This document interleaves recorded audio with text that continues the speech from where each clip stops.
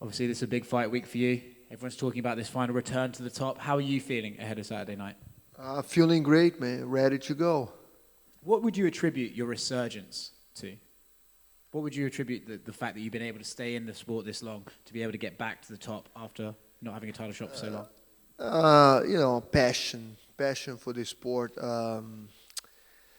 Lately more discipline about it, more like focus on what I have to do to become a champion. Of course, didn't work before, so I was doing something wrong. When I fought Gustafsson, when I fought Anthony Johnson, was knocking on the door, like a fight elimination for the belt, and I couldn't get that title shot again. And I say, man, I'm losing time over here. What I have to do, and looking for knowledge, PI and my coaches and my discipline, putting myself like, how much do I want this,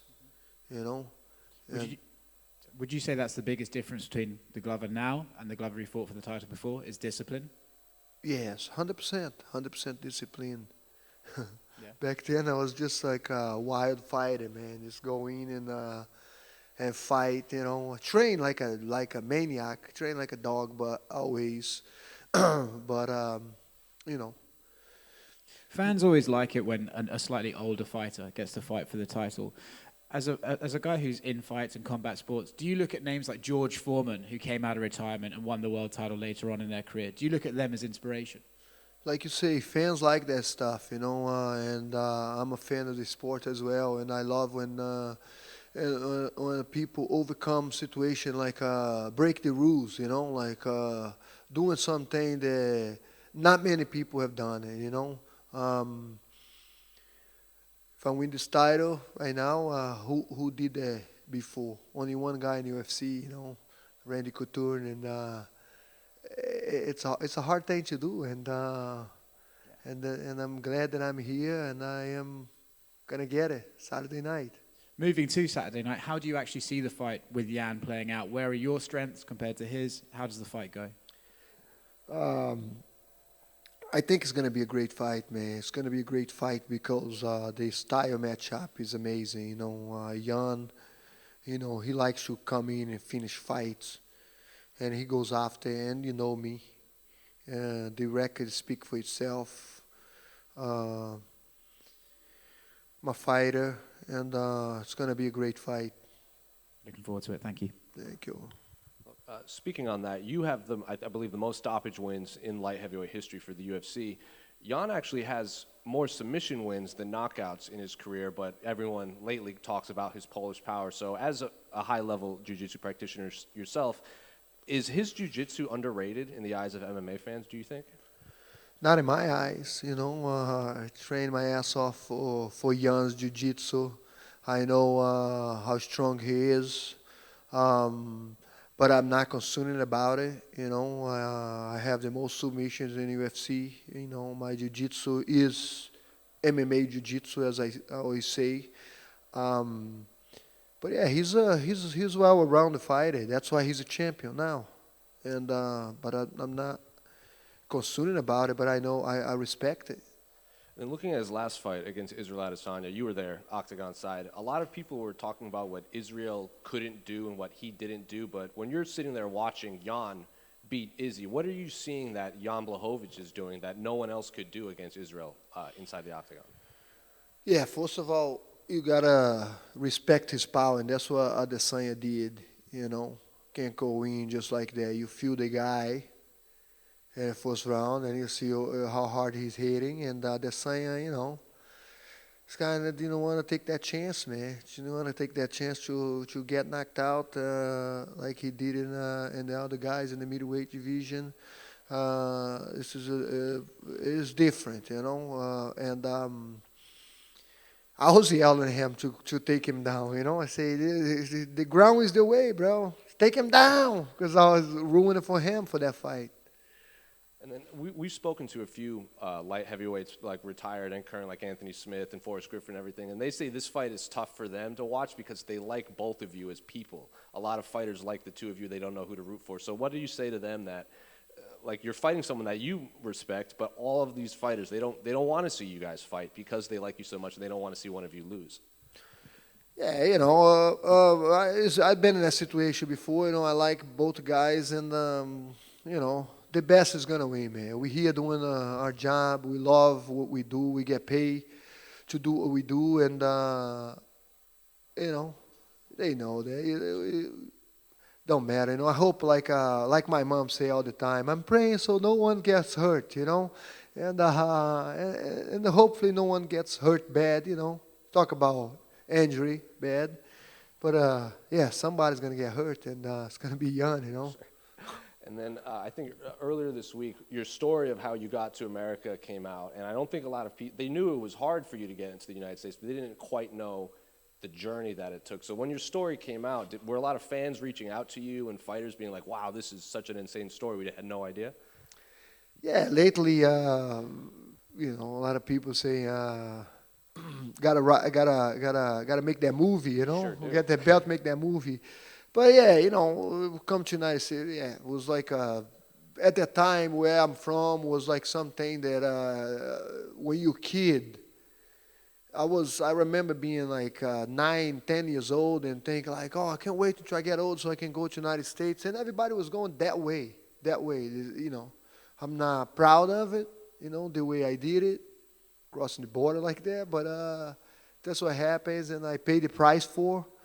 I wait 5 years after Dan White shake my hand and say, get your stuff figured out, and you get you in UFC, and if I had to pay that price. 5 years later, I was there.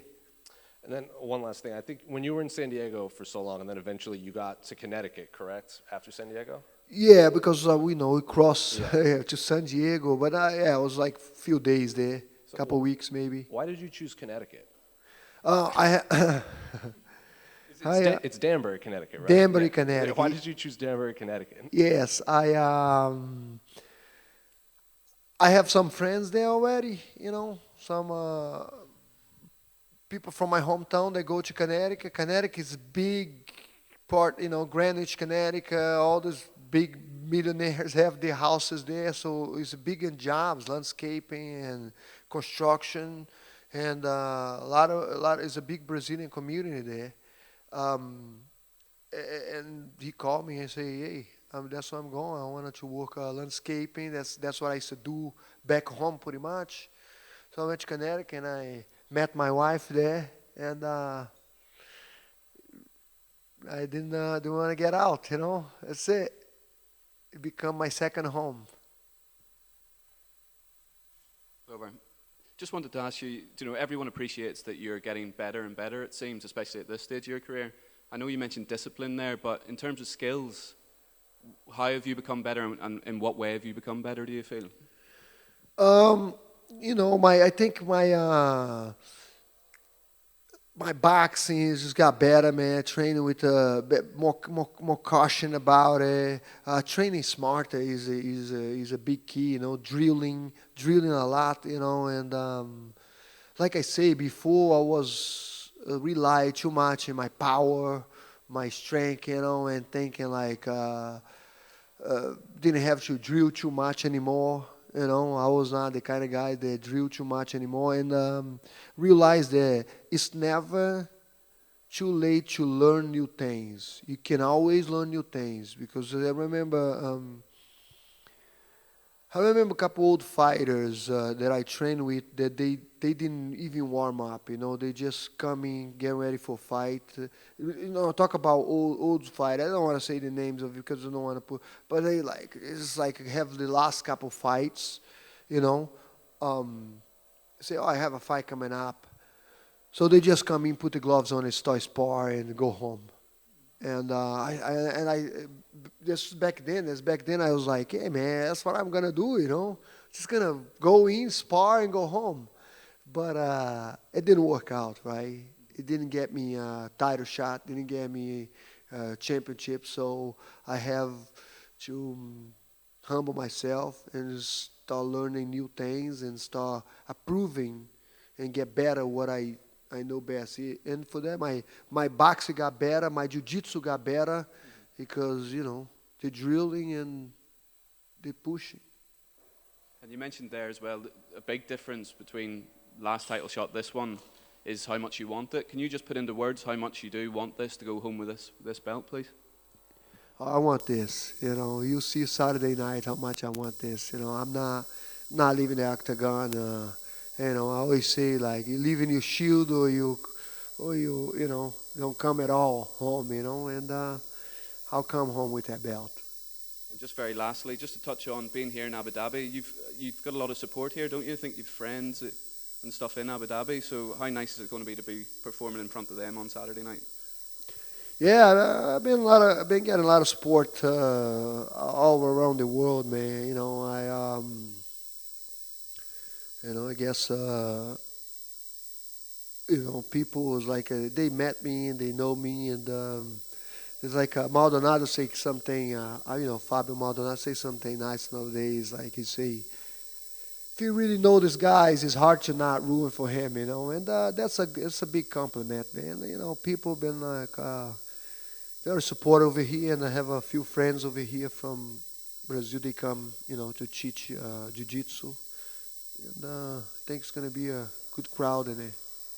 Best of luck. Thank you. Thank you.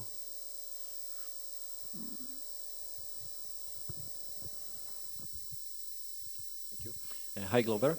I wanted to ask you, when you look at your story and you're rising again, like from the ashes, like a phoenix, and if you compare it to Jan Blachowicz, what similarities do you see, and maybe what the differences between you and Jan, not as a fighters, but as your stories and as you as a people?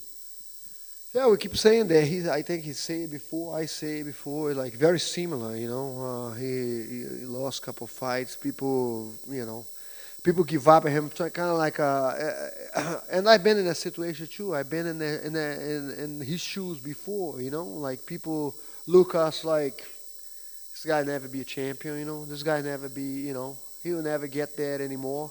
And after I lost a couple fights, I remember like I have like 3 fights winning streak. I beat Rashad Evans, and I fought Anthony Johnson. That was supposed to be a title elimination. It was a title elimination. Anthony Johnson fought for the title later.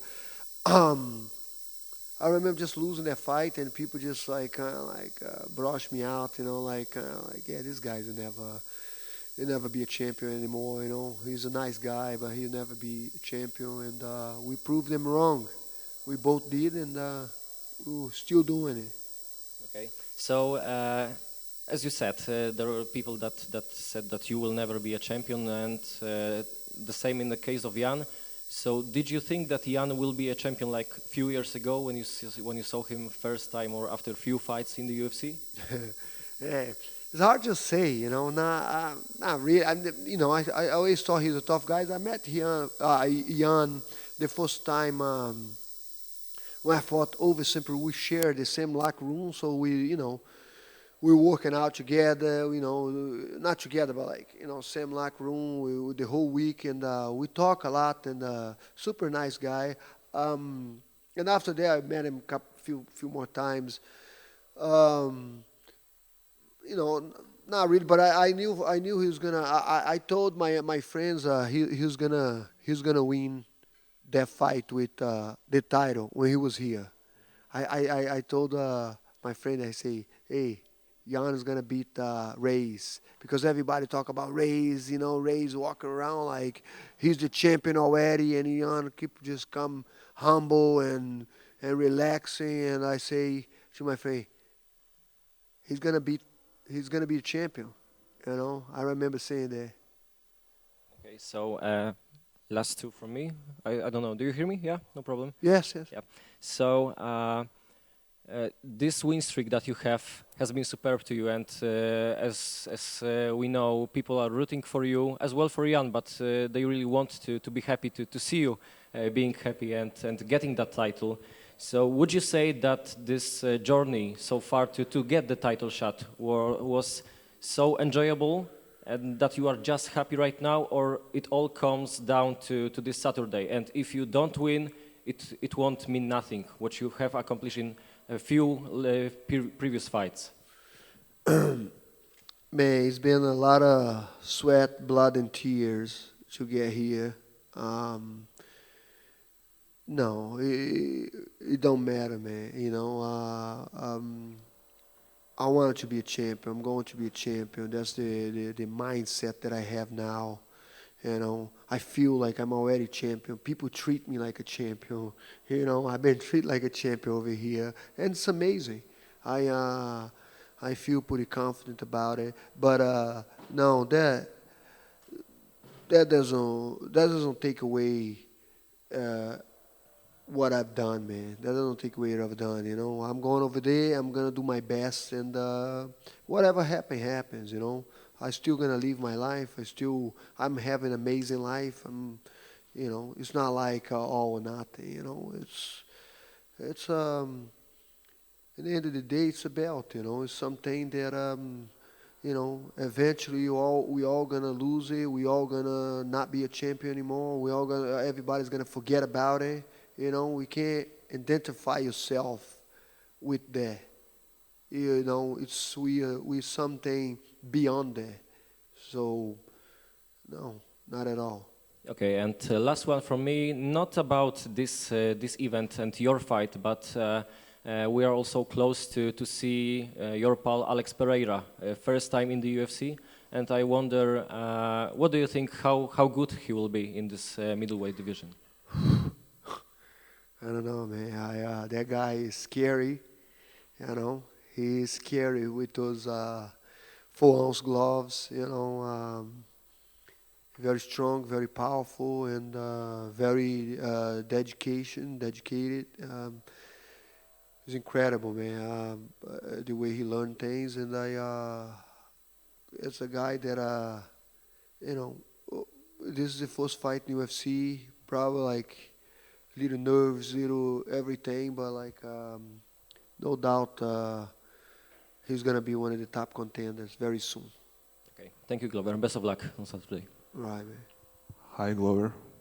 Over there. One more question about Jan, but about Peter Jan. So your expectations and can you please give a prediction for his fight against Sanhagen? Against who? Corey Sanhagen. He's fighting for the title against Corey Sanhagen on the Peter Jan. Oh, yeah. I'm so focused in my fight. It's like I know Peter Yan is like he's an incredible kid, man. He's amazing fighter. It's like I don't know. I'm so focused in this fight. Usually I would answer that question better if I was not in a card. But just focus in this fight. Thank you. You're welcome.